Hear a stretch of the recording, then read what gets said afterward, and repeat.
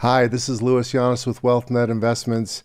Today I want to talk about investing for income.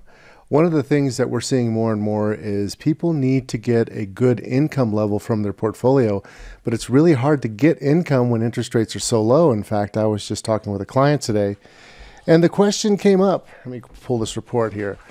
The question came up, what are the interest rates in the tax-free bonds? So I decided to pull them up. And if you look at an A-rated muni bond right now, its yield to maturity, the best one we have in our universe is 2.581% tax-free. So you start thinking about that and you go, okay, so we're looking at very low yields. We're going out 5 years and we're getting 2.5%. That's probably better than what you're getting after tax for many people with high income. But it's still, you're taking on interest rate risk when in a CD you're not. And so it's just very challenging for somebody to get income. And if you look at the dividend yield in the market is very competitive compared to the interest rates. So, and if we go to the Treasury curve, the Treasuries are even worse. On a 5 year, the yield to maturity on the U.S. Treasuries at the 5 year is only 0.4%. So if you're paying taxes, and if you're after inflation, you consider taxes and inflation, that 0.4%, your real net after tax return and after inflation is going to be negative. So I think for a lot of investors, it's challenging earning income. So one of the things that we look at is what's called a total return approach to investing, where we're saying, look, the best way to get income is going to be really from pulling money from a variety of sources of returns. For example, we have interest, we have dividends, we can use capital gains.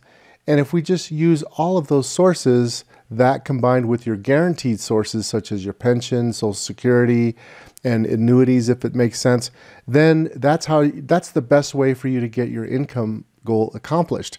So I wrote a paper back in 2008. It's called Investing for Sustainable Lifetime Income: Effects of Withdrawal Rates, Volatility, Inflation, and Taxation on Portfolio Results. I'm going to put this in the show notes so you can download this copy of this white paper. Even though this was written in 2008, everything in this applies to today. And so I wanted to just kind of highlight some of the things the challenges that are out there and really ways to deal with creating income in a portfolio. And without doing a full financial plan, it's difficult to know what's the right solution for any particular individual. But these will touch this video should touch the highlights of what should be considered. So the first thing to understand is that there's this concept of reverse compounding. So you may have heard of dollar cost averaging. Dollar cost averaging, when you're accumulating money, basically says, I'm going to put in a certain dollar amount every month, and I'm going to just invest year in, year out, month in, month out. And on average, my average cost, if we have a rising market, will be less than be less than if I had done it otherwise. So basically, you're improving. You're buying more shares when the market's down, and you're buying less shares when the market's up. And over time, that can be very, very helpful. And reverse, dollar cost averaging in can be helpful for someone who's accumulating money. For somebody who starts pulling money out, you actually have the reverse effect. So when you start pulling out a monthly income stream, you wind up taking out more shares when the market is down and less shares when the market is up. So it actually can hurt you, because when the market does rebound, and let's say the market's down and you have volatility in the market, when that market rises up, since you've been pulling money out, more shares out when the market's down, your portfolio tends to not recover as much. So without getting into all the nitty-gritty of the math, if you have a volatility of 0, meaning you have a guaranteed rate of return, then you can spend exactly what your return is without any implications. But if there's any volatility at all, and you're taking out systematic withdrawals, month in, month out, or year in, year out, then you actually have to withdraw less of a percent of your portfolio than your return because of the math. So that's a real important thing to understand.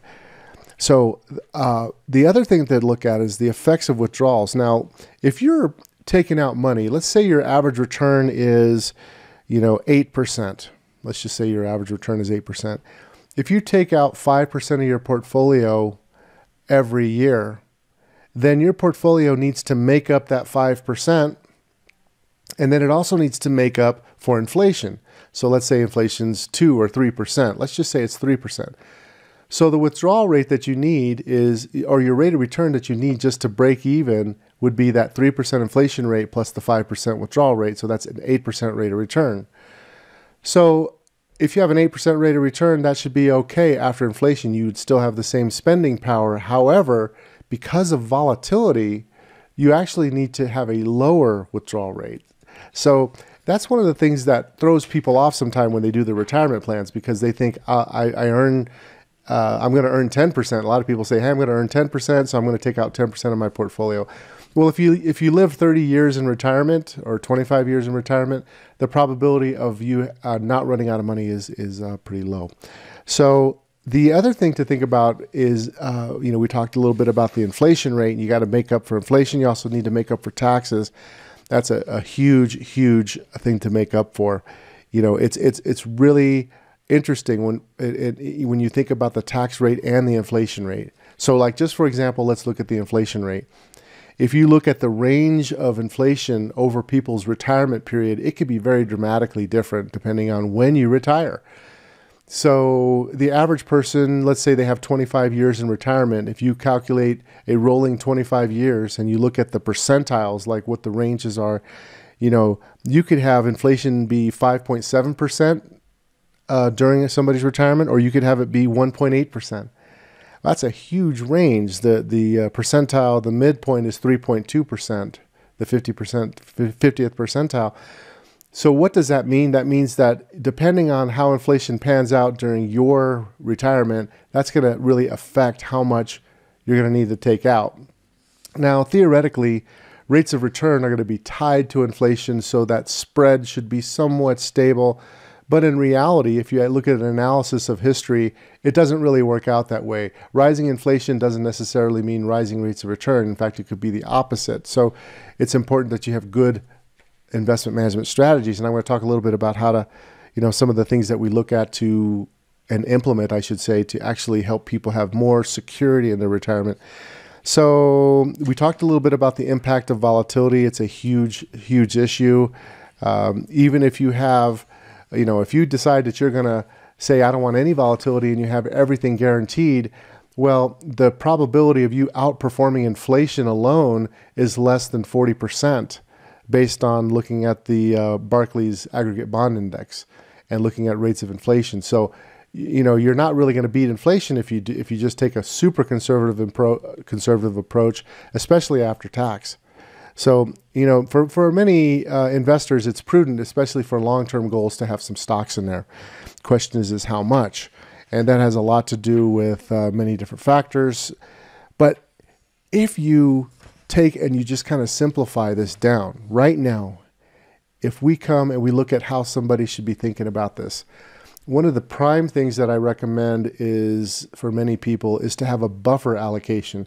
A buffer allocation is basically when an investor places an adequate amount of money in a contingency fund, if you will. It's an investment fund that's used to replace income during an unfavorable period of return. So when returns are not favorable, then you would use this other fund, this buffer allocation.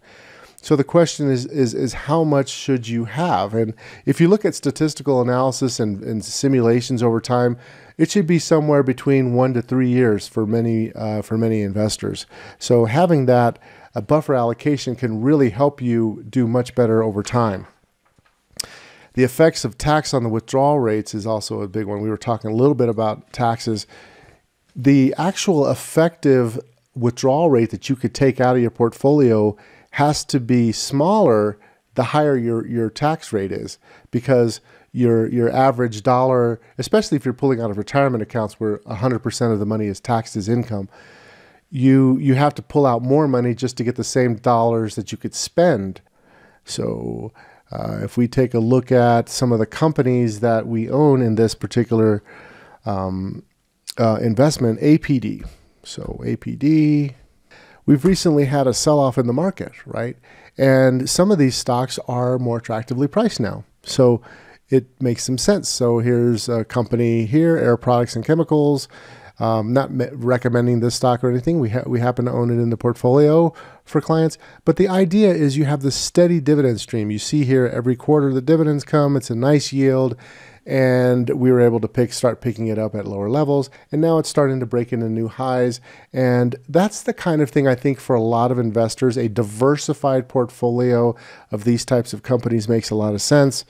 If you look at it as a whole, it's very interesting if you look at it as a whole. So what I've got here is a chart of the equity income portfolio that we have for clients. And that is this purple line. And I'm really looking just over the last 3 months because we hit a bottom and we started to rise. And I'm comparing that to just going out and buying an exchange traded fund. One of the most popular dividend paying exchange traded funds is ticker DVY, the iShares Select Dividend. So you can see that ETF is this orange line, and you could see that the rate of return coming off the bottom is really starting to be stronger in well-selected stocks, high-quality stocks, good balance sheets, et cetera, et cetera. Diversified across sectors, that a good part of an income portfolio could be invested in this fashion. That makes a lot of sense to us. And then having some fixed income as well, and having non-correlated assets, it's all part of the pie. So when you put together an income portfolio in today's environment, it's different than what a lot of people would think. I think a lot of people will say, well, I just want to only spend my dividends and my interest, and I don't want to touch the principal, so to speak. That way of investing it could be very dangerous, because let's say we went out and we only picked the highest dividend yielding stocks and the highest interest rate paying bonds, and we blended them together and diversified them. We would have a lot of sector concentration. We would have much more risk to changes in interest rates and the value of the portfolio. So that's not always advisable, because we want to keep that volatility down. It's better to have a total return approach to investing. So anyway, a little bit of some thoughts about investing for sustainable income. So if you have any questions about this, just let us know. We'd be glad to answer any questions. Be sure to get this white paper, and you can read this white paper. Just download it, and we'll have a link for you there. Also, subscribe to our YouTube channel. And you can also subscribe to our blog too. So, take a look at subscribing to our blog. And then anytime we have new information that we're talking about in the market or financial planning issues that are affecting investors, we deliver that to your inbox. So keep in touch with us. We're here. And if you have any questions, always give us a shout. Louis Llanes with WealthNet Investments signing off. Have a great day.